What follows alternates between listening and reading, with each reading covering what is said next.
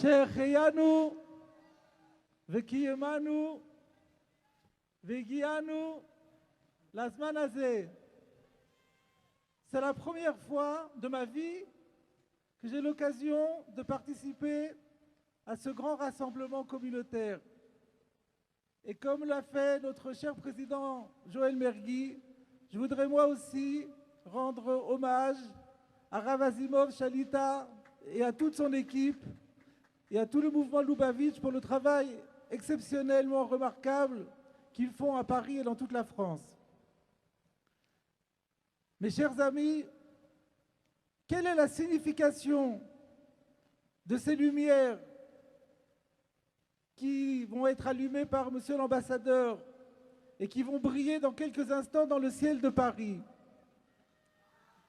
Quelle est la signification de ces lumières aujourd'hui en 2012?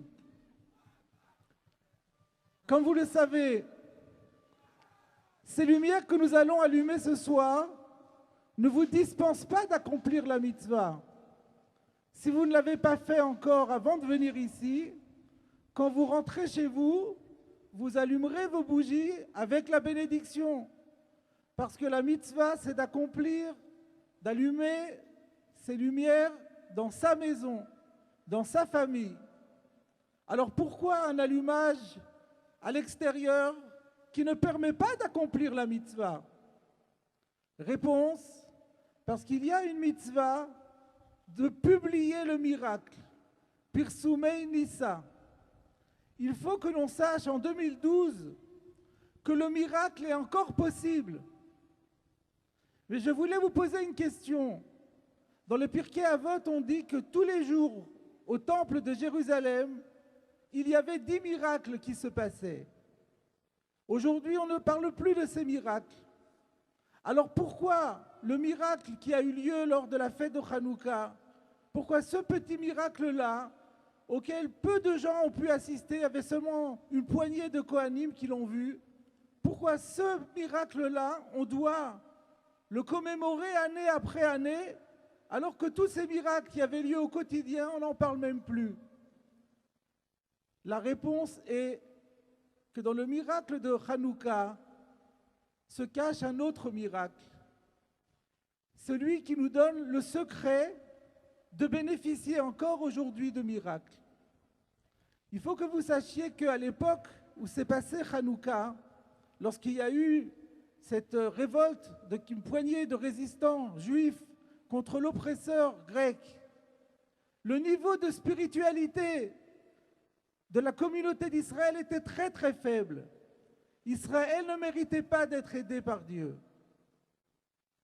Et Dieu ne peut plus aujourd'hui aider les hommes si les hommes ne font pas le premier pas. Et le miracle qui a eu lieu, c'est que les hommes, les Juifs de l'époque, sont arrivés à retrouver en eux-mêmes suffisamment de ressources pour faire un tout petit premier pas. Ce tout petit premier pas, il est symbolisé par la minuscule fiole d'huile qu'on a retrouvée dans le parvis du temple et qui portait le sceau du grand prêtre du temple de Jérusalem.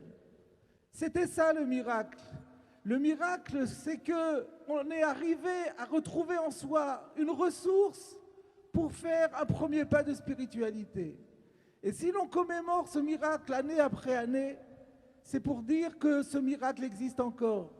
Ce miracle qui a permis le miracle, à savoir que nous détenons tous dans notre cœur une toute petite lumière que nous sommes capables d'activer, et à ce moment-là, nous pouvons espérer le vrai miracle.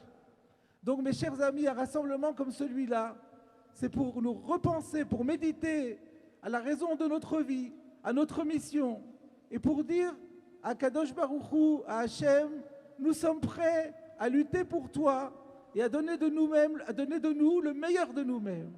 Mes chers amis, passions tous ensemble une très heureuse fête de Hanouka.